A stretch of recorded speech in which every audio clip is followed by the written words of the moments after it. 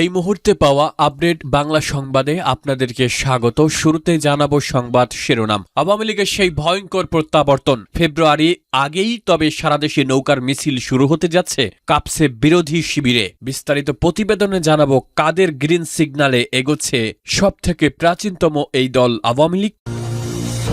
এরপরে জানিয়ে দিব হঠাৎ সেনাপ্রধানের হুঙ্কার, ফিরছে আওয়ামী লীগ, কিন্তু বিএনপির ক্ষমতায় আসার সম্ভাবনা একেবারেই নেই।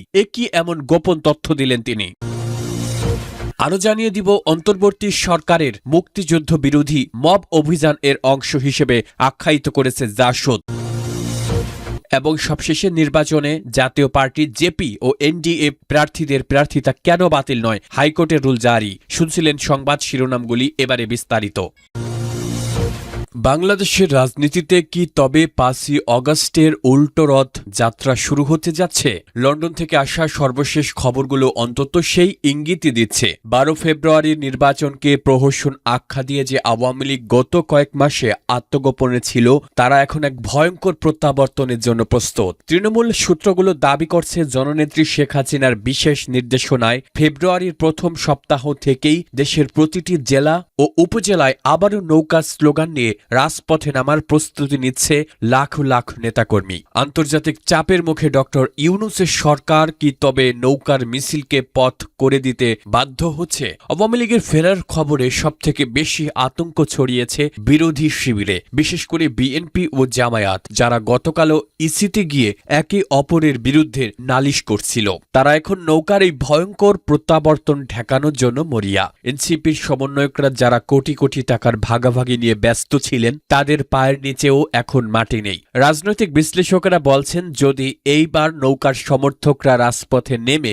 পড়ে, তবে 12 ফেব্রুয়ারি সাজানো নির্বাচনের পুরো ছক তাসের ঘরের মতো ভেঙে পড়তে পারে। পেন্টাগন ও ইউরোপীয় ইউনিয়নের ইনক্লুসিভ ইলেকশন বা অন্তর্ভুক্তিমূলক নির্বাচনের চাপের কারণেই কি তবে এই প্রত্যাবর্তনের পথ প্রশস্ত হল?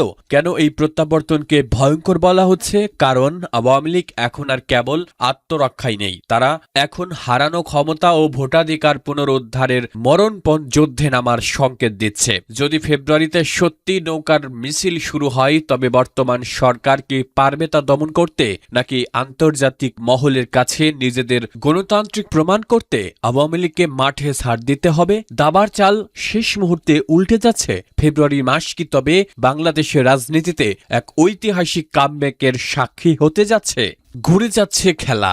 আজ সেনা সদরের এক বিশেষ বার্তায় সেনাপ্রধান জেনারেল ওয়াকারুজ্জামান এক চরম সত্য উচ্চারণ করেছেন, যা বিএনপি জামায়াত শিবিরের রক্ত হিম করে দিয়েছে। সেনাপ্রধান স্পষ্ট ইঙ্গিত দিয়েছেন যে একটি রিফাইন বা পরিমার্জিত আওয়ামী লীগকে ছাড়া বাংলাদেশের গণতন্ত্র পূর্ণতা পাবে না। ডক্টর শিরিন শারমিন চৌধুরী বা সাবের হোসেন চৌধুরীর মতো ক্লিন ইমেজ এর নেতাদের নিয়ে আওয়ামী লীগের রাজকীয় প্রত্যাবর্তনের যে সবুজ সংকেত সেনানিবাস থেকে মিলছে, তা কি তবে 12 ফেব্রুয়ারি নির্বাচনের চিত্র পুরোপুরি বদলে দেবে? কেন সেনাপ্রধান এমন কঠোর বার্তা দিলেন? গোয়েন্দা সূত্রগুলো দাবি করছে, সেনাপ্রধানের কাছে এমন কিছু গোপন ফাইল পৌঁছেছে যা প্রমাণ করে যে বিএনপি ক্ষমতায় এলে দেশে চরম অস্থিতিশীলতা ও প্রতিহিংসার রাজনীতি শুরু হয়ে যেতে পারে। বিশেষ করে ভারতের সাথে সম্পর্কের অবনতি এবং অভ্যন্তরীণ জঙ্গিবাদের উত্থানের আশঙ্কায় আন্তর্জাতিক বিশ্ব এখন বিএনপির উপর ভরসা করতে পারছে না। পেন্টাগন ও ইউরোপীয় ইউনিয়নের চিঠির বেশ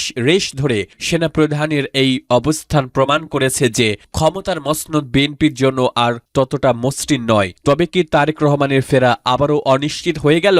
সেনাপ্রধানের এই হুঙ্কার কি তবে ডক্টর ইউনূসের অন্তর্বর্তী সরকারের জন্য এক বড় রক্ষাকবচ, নাকি এটি আসলে পর্দার আড়ালে এক বড় রাজনৈতিক দফারফার অংশ? এনসিপির সমন্বয়করা যখন দুর্নীতির টাকা নিয়ে পালাচ্ছেন, তখন সেনাবাহিনীর এই দৃঢ় অবস্থান প্রমাণ করে যে বাংলাদেশ আর কোনো বিশৃঙ্খলা সইবে না। সেনাপ্রধান স্পষ্ট করে দিয়েছেন, কোনো বিশেষ দলের এজেন্ডা নয়, বরং রাষ্ট্রের সার্বভৌমত্ব আর স্থিতিশীলতাই শেষ কথা। আওয়ামী লীগ ফিরছে, কিন্তু বিএনপির পথ রুদ্ধ। সেনাপ্রধানের এই ভবিষ্যৎবাণী কি তবে নির্বাচনের আগেই বিজয়ীদের নাম ঘোষণা করে দিল?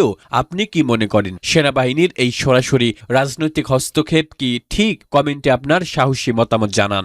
অন্তর্বর্তী সরকারের মুক্তিযুদ্ধ বিরোধী মব অভিযান এর অংশ হিসেবে আখ্যায়িত করেছে জাসদ। একটি রাষ্ট্রীয় প্রকল্পের আওতায় ধারণ করা প্রায় 15,000 বীর মুক্তিযোদ্ধার ভিডিও সাক্ষাৎকার বাতিলের সিদ্ধান্তকে মুক্তিযুদ্ধ বিরোধী মব অভিযান এর অংশ হিসেবে আখ্যায়িত করেছে জাতীয় সমাজতান্ত্রিক দল জাসদ। দলটির অভিযোগ, অন্তর্বর্তী সরকার পরিকল্পিতভাবে মুক্তিযুদ্ধের ইতিহাস মুছে ফেলার প্রক্রিয়ায় এগোচ্ছে।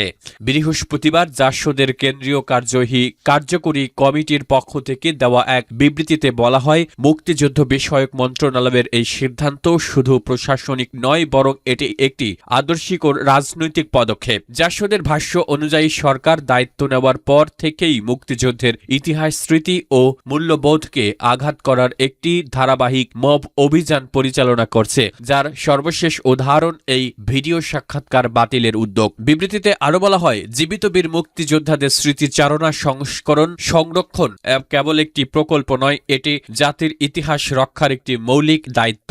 এসব সাক্ষাৎকার বাতিলের সিদ্ধান্ত ভবিষ্যৎ প্রজন্মকে মুক্তিযুদ্ধের প্রত্যক্ষ সাক্ষ্য থেকে বঞ্চিত করবে, যা কোনোভাবেই গ্রহণযোগ্য নয়। জাসদ দেশবাসীর প্রতি আহ্বান জানিয়ে বলেছে, মুক্তিযুদ্ধ বিরোধী সব ধরনের মব অভিযান ও ইতিহাস বিকৃতির অপচেষ্টা রুখে দিতে গণতান্ত্রিক ও সাংবিধানিকভাবে সোচ্চার হতে হবে। উল্লেখ্য, আওয়ামী লীগ সরকারের সময় 2022 সালে মুক্তিযুদ্ধ বিষয়ক মন্ত্রণালয়ের উদ্যোগে বীরের কণ্ঠে বীর গাথা শীর্ষক প্রকল্পটি গ্রহণ করা হয়। এর উদ্দেশ্য ছিল জীবিত বীর মুক্তিযোদ্ধাদের যুদ্ধকালীন অভিজ্ঞতা, স্মৃতি ও সংগ্রামের গল্প ভিডিও আকারে সংরক্ষণ করা এবং সেগুলো ভবিষ্যৎ প্রজন্মের জন্য ডিজিটাল আর্কাইভে রেখে দেওয়া। এই প্রকল্পের আওতায় সারা দেশ থেকে প্রায় 15,000 বীর মুক্তিযোদ্ধার সাক্ষাৎকার গ্রহণ করা হয়। হঠাৎ করে এসব সাক্ষাৎকার বাতিলের সিদ্ধান্ত মুক্তিযুদ্ধের ইতিহাস সংরক্ষণ ও রাষ্ট্রীয় দায়বদ্ধতা নিয়ে নতুন করে প্রশ্ন তুলেছে।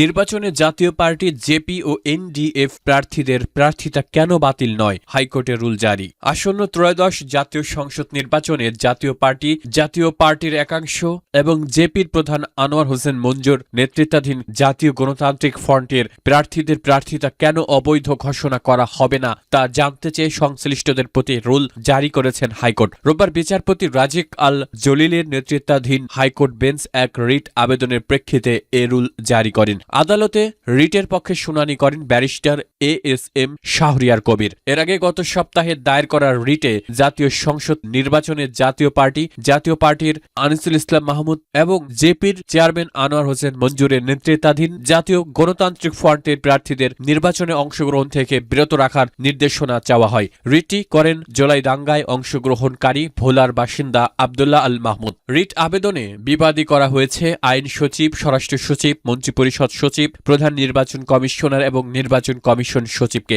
রিটে সংশ্লিষ্ট রাজনৈতিক দল ও জোটের নির্বাচনে অংশগ্রহণের আইনগত বৈধতা নিয়ে প্রশ্ন তোলা হয়েছে।